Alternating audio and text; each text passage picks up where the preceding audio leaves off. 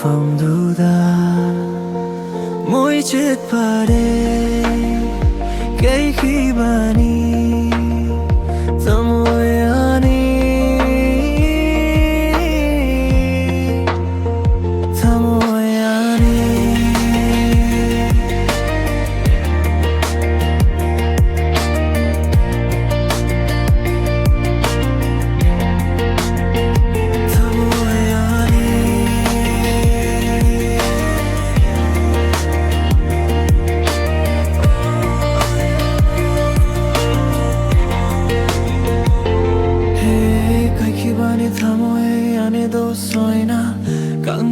Laga thokto kiba moi machetta wana khangna le gori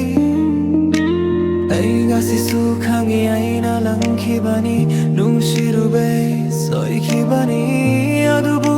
nangdi thamoi kanmalli moi chitpabu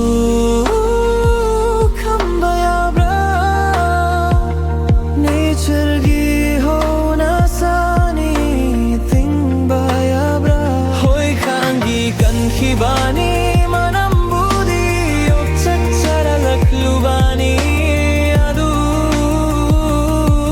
hazari na famda hanjin lanle gapyu eibu amuk tangna punsigi amuk thoklure moi su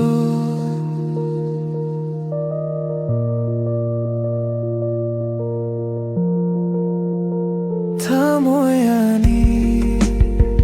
nungzirami nungzibaro mafamduda moi chit pare